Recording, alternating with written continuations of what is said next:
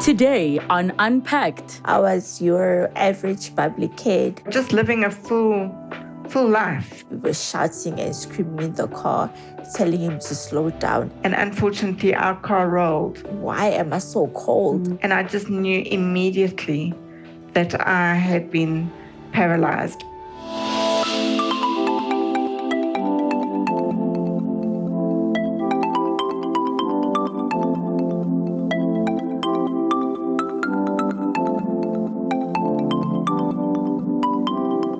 The repercussions of a car accident can be dire, especially when they lead to paralysis. Both of our guests are here to share their stories. Let's unpack.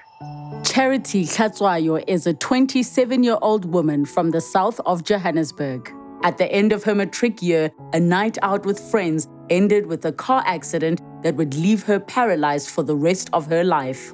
Tracy Todd remembers walking out with her family one moment and returning home from the hospital in a wheelchair the next.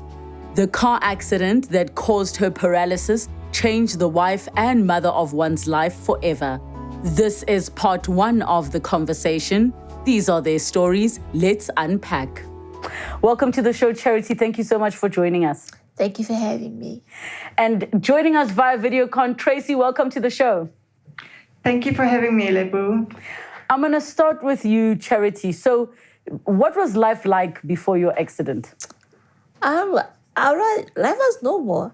I was your average public kid, sporty, loved hosting. I was always the life of the party. Life was normal. It was good. So take me to that fateful day. Talk us through the day and what happened. Sure.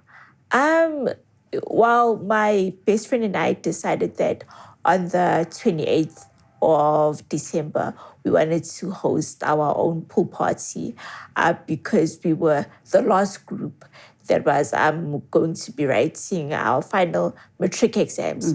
So the way it was structured on our timetable, we were like the very last group and it was so stretched out. So by the time that we were done writing our last exams, the rest of our matric class, they were already done, So by the time they started with the festivities, we were still studying. So we couldn't really attend anything. So we decided to have the party on the 28th of August.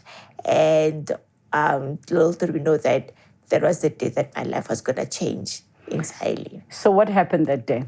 On that day, we were at my house. We were having a pool party, and a group of boys that went to school with came to our party, and they were telling us that there's another party that was going on.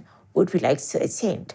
And we were never keen because we were comfortable where we were, and which was at my house. And they left. They came back again the second time and asked us, guys, do you guys want to go to this party? And we're like, no, we're not keen, we don't want to go. And they left. They came back for the third time. And they're like, guys, come on, there's this party. I guess at that time, party hopping was just a thing because everybody was having a party. So everybody was just party hopping. And I don't know how we lured into going to that party. And we decided, okay, let's go. So we got into the cars and we went to that party. We were so upset because it wasn't our scene.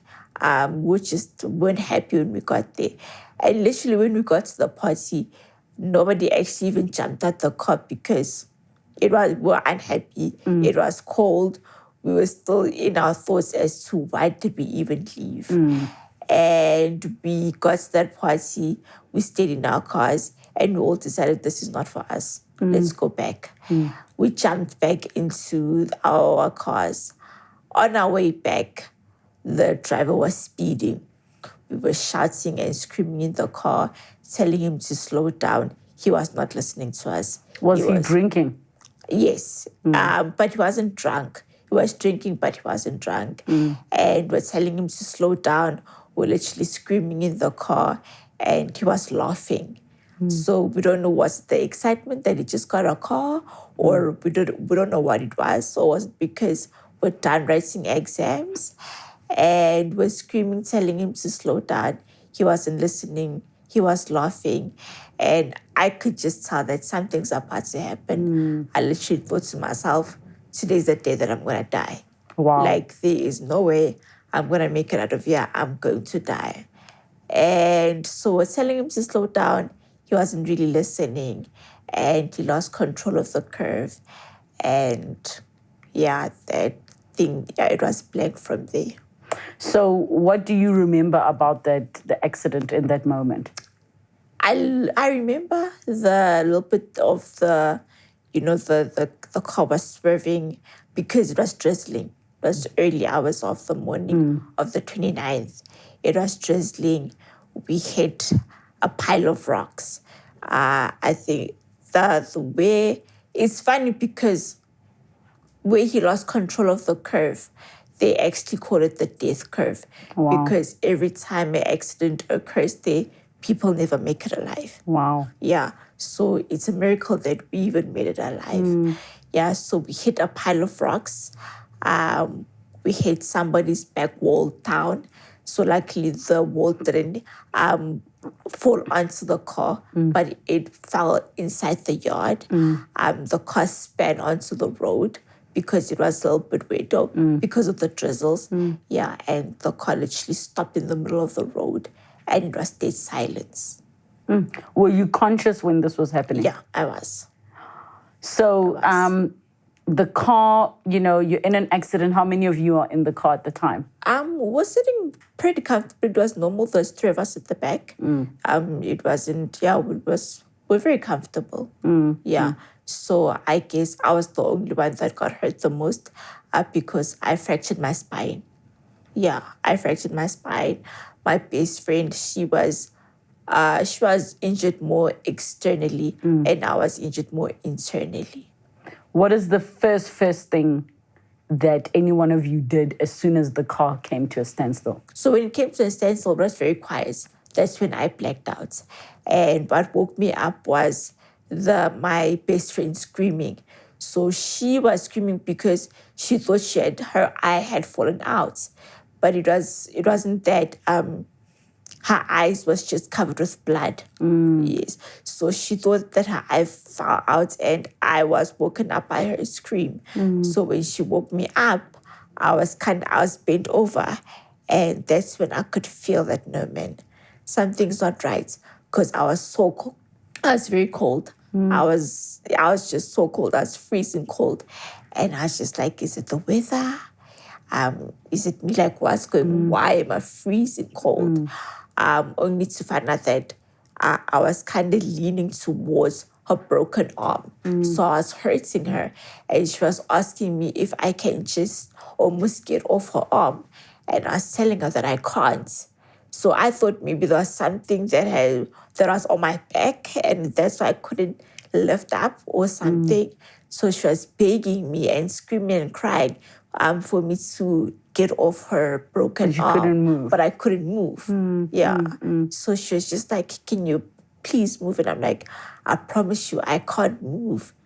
And so she was like, what do we do? And I'm like, I don't know what we do. Because it was so silent and we didn't know the driver was just laying there, unconscious.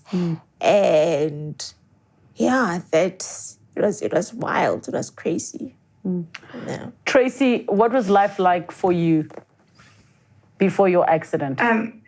Before my accident, I was also, like Charity, very sporty. I was a wife, a mother of a 10-month-old baby. I was teaching grade 2s at the time, active, just living a full life, doing all sorts of active things like every other able-bodied person. So talk us through that day of the accident and the car accident. Okay, so my car accident happened more than 23 years ago already. It was an Easter Monday. It was the 13th of April, 1998. I was on holiday down in the Eastern Cape with my husband and my 10-month-old baby. It was our first family holiday together at the sea. And we were on our way back to Mbombela, where I live. And we'd been traveling about 10 hours already. And my baby was restless. He needed a bottle. He needed a nappy change. And at the time, we were traveling on quite a quiet, isolated country road between Vrede and Standerton. And unfortunately, due to the high crime rates in our beautiful country, we can't just stop alongside any road for any reason. So after discussion between my husband and I, we decided we'd push through to the next town. But, when your own child is crying in the backseat of the car, it's so difficult to handle. So I made a choice. I took off my seatbelt. I climbed over into the backseat of the car. I unbuckled my baby from his car chair. And as I was about to start changing his nappy, we were involved in a car accident. A car in front of us came to a sudden halt. And you know what our roads are like on Easter Monday. There was a ton of cars coming from the front. So my husband couldn't overtake on the right and attempted to overtake on the left. And unfortunately, our car rolled. And I remember hitting my head on the roof of the car. I remember seeing my hand land from above my head into my lap. And I just knew immediately that I had been paralyzed. I couldn't move anything at all. And I don't remember feeling any pain. Unlike Charity, I didn't lose consciousness during the accident. I was awake the whole time. I could hear my baby crying somewhere in the backseat of the car, but I couldn't turn my head to see where he was. And I just shouted to my husband, is our baby all right? And fortunately, my husband and my baby were not injured. I was the only one that was injured. Do you have any idea how that was even possible? Because you had actually unbuckled the baby already. Yeah, I think it was just an absolute miracle. Yeah. The fact that he wasn't thrown out of the car was a miracle. My husband was still obviously buckled in. He had his seatbelt on, and I was in the back seat of the car. And so obviously as the car rolled and landed on its roof, I actually rolled with it and hit my head. And I actually I broke injured my spinal cord between the 4th and 5th cervical vertebra, and that's basically left me paralyzed from my neck down. I'm able to move my head and shrug my shoulders, but rely on gravity to bring them back down to normal. So yeah, that's me. So just paralyzed from the neck down for the last 23 years. So just so I understand, because you're saying that while all of this was happening, you actually knew the moment that impact happened that you were paralyzed. As in you understood something was wrong, or you knew that, wow, I'm paralyzed? I don't know how I knew. I just knew. Because I think I saw my hand fall from above my head, just land in front of it fell sort of in front of my face and landed in my lap. I couldn't feel any parts of my body. I could see my legs, I could see my feet, but I couldn't move. I couldn't move them. And I just knew that I was paralyzed. And when my husband shouted, he said, "Tracy, are you okay?" And I said, "No." I said, "I'm paralyzed." Wow. I shouted immediately, and he jumped out of the car and ran around.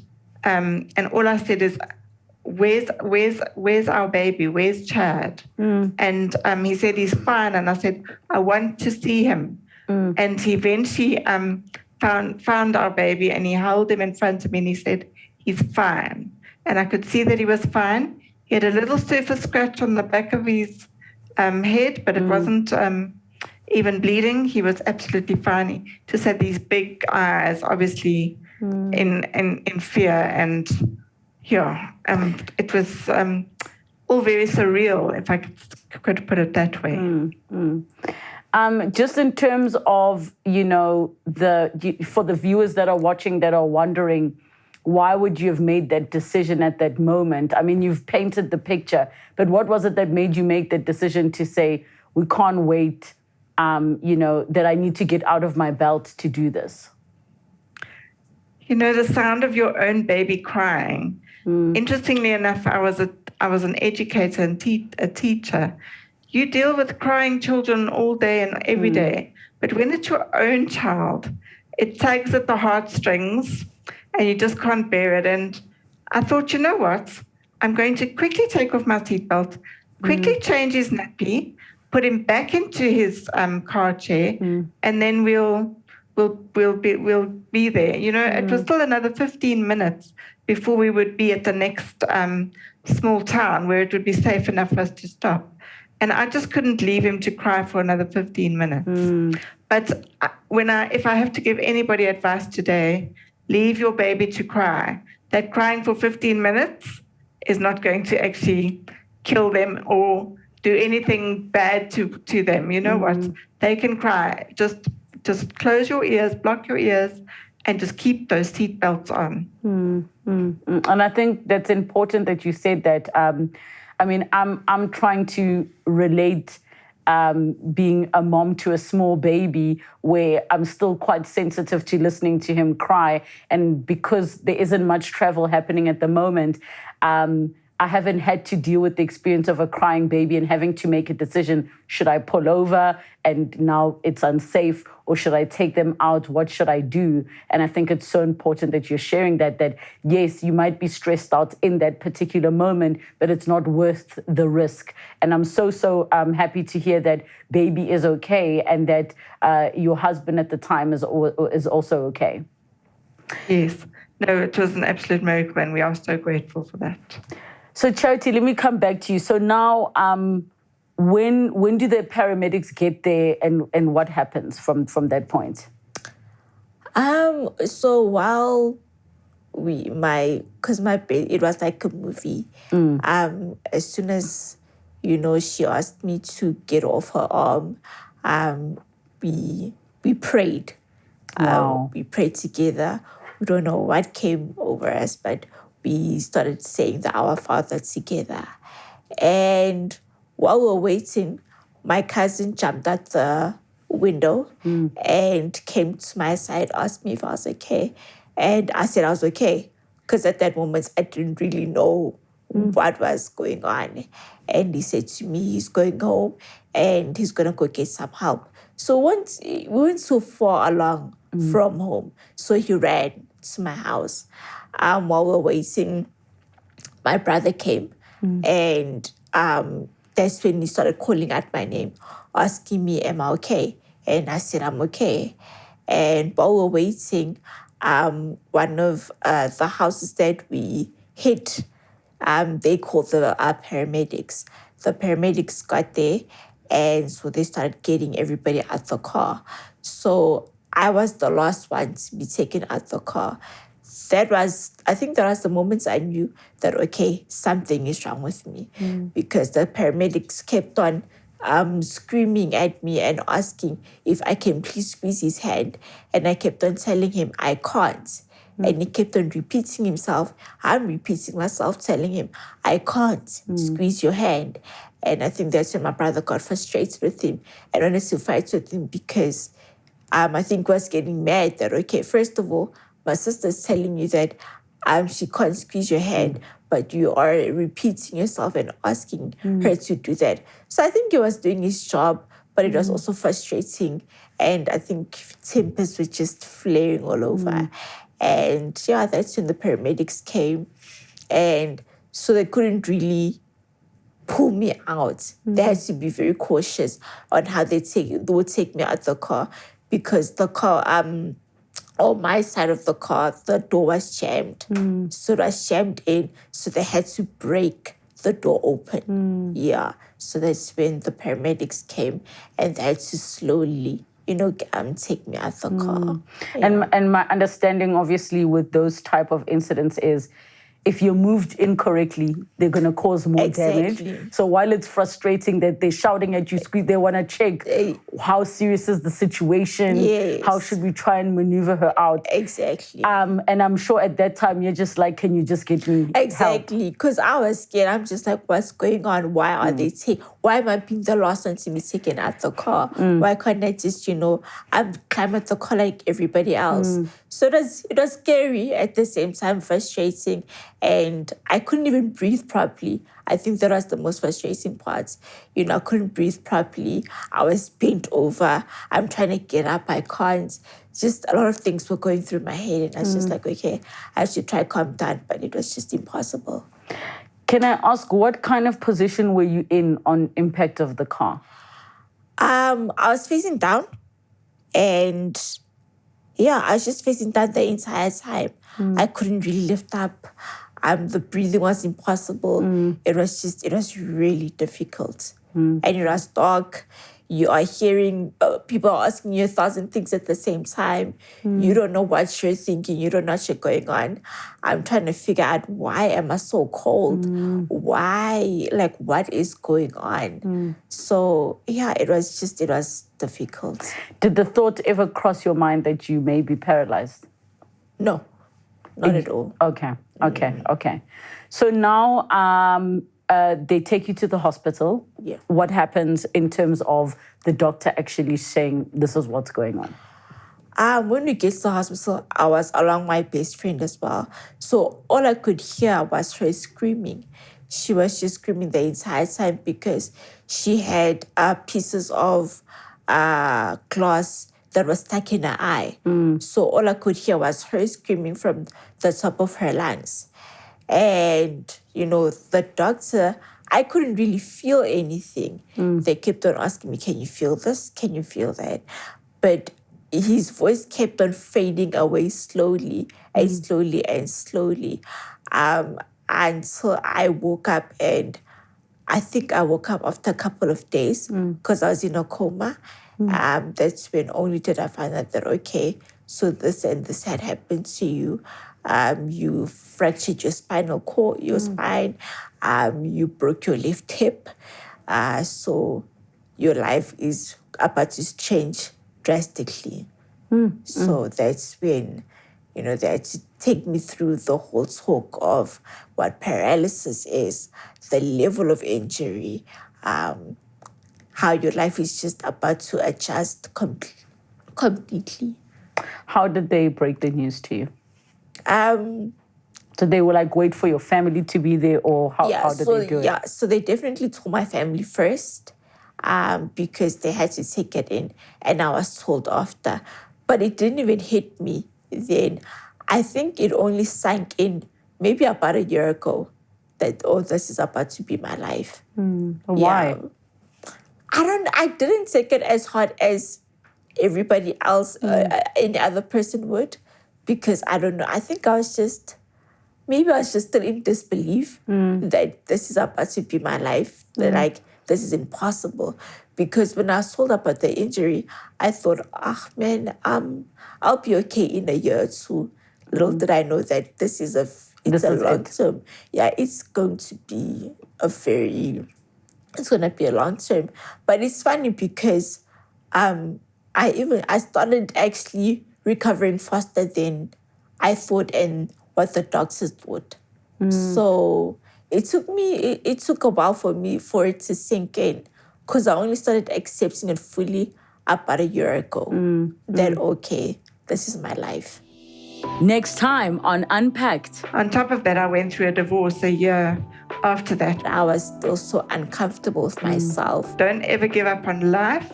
Don't ever give up on love. I tried pushing everybody away, but they were just not going away. I got married again. I just graduated, with 6 distinctions. As long as you're breathing, there's hope.